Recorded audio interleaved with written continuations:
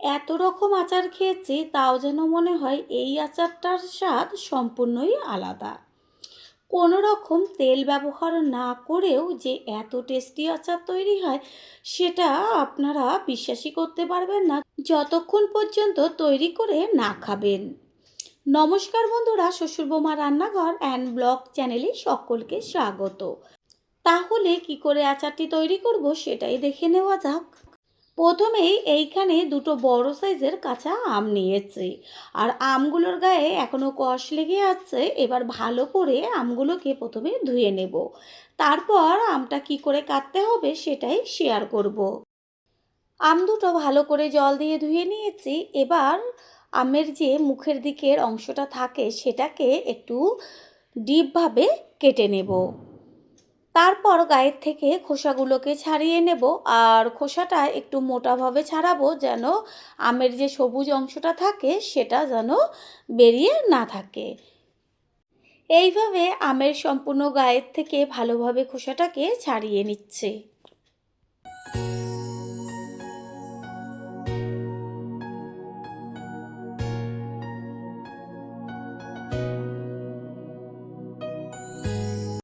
আমের খোসা ছাড়ানো হয়ে গেছে। এবার আমটাকে ধরে মাঝখান থেকে প্রথমে অর্ধেক করে নেব, তারপর বীজটাকে তুলে ফেলে দিয়ে এবার একটা অর্ধেক আমের থেকে 3 টুকরো করে নেব।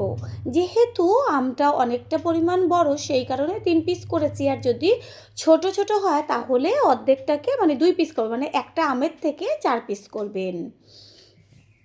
আমগুলোকে কেটে জলের মধ্যে রেখে তারপর 2বার জল পাল্টে ধুয়ে পরিষ্কার জল আবার নিয়েছি। এরপর একটা প্লেটের ওপরে একটা টিস্যু পেপার রেখে আমের পিসগুলো তার উপর রেখে আমের গায়ের থেকে সম্পূর্ণ জলটা মুছে নেব। আর টিস্যু পেপার হাতের কাছে না থাকলে পাতলা যে কাপড়গুলো থাকে সেটা দিয়ে ভালোভাবে আমের থেকে জলগুলো মুছে নিতে হবে। এবার একটা মশলা তৈরি করব। তার জন্য গ্যাসের ওভেনে কড়াইটা বসিয়ে প্রথমে দুটো শুকনো লঙ্কা দিয়েছি। লঙ্কাটা একটু ভাজতে সময় লাগে, সেই কারণে লঙ্কা থেকে হালকা যখন একটু কালার আসবে তখন এর মধ্যে দিয়ে দেব 1 চা চামচ পরিমাণ 5 ফোড়ন, ছোট চামচের 1 চা চামচ পরিমাণ সাদা জিরে, আর ছোট চামচের 1/2 চা চামচ পরিমাণ কালো জিরে।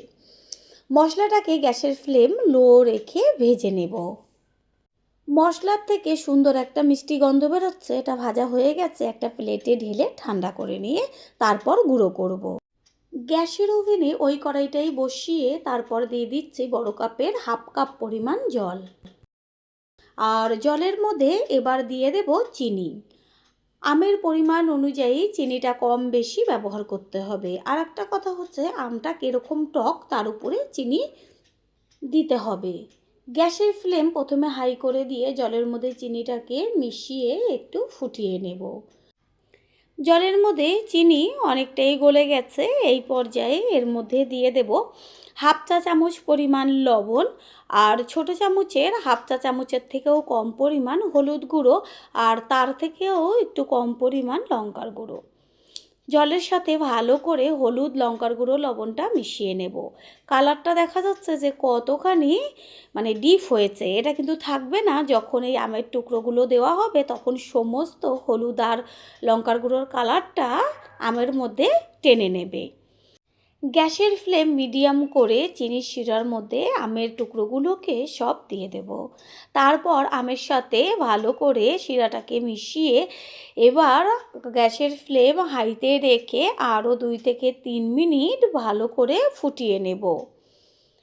টকবক হয়ে ফুটতে শুরু করেছে, একটা ঢাকনা চাপা দিয়ে দেব গ্যাসের ফ্লেম মিডিয়াম করে দিয়ে।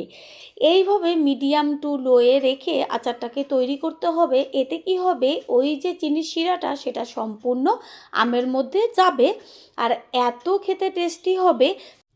তেল ছাড়াই যে এত টেস্টি আচার তৈরি হয়, যেটা নাকি খাওয়ার পরই বুঝতে পারবেন।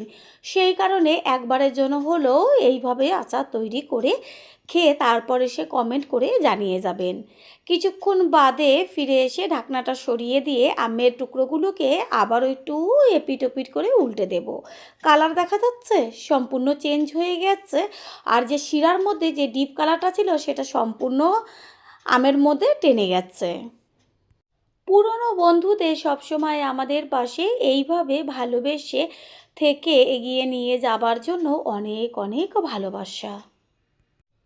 8-10 মিনিট বাদে ফিরে এসে ঢাকনাটা সরিয়ে দিয়ে তারপর দেখিয়ে দিচ্ছি যে শিরাটা কতখানি ঘন হয়ে গেছে, আর আঙুরের টুকরোগুলো বেশ ফুলে ফুলে উঠেছে।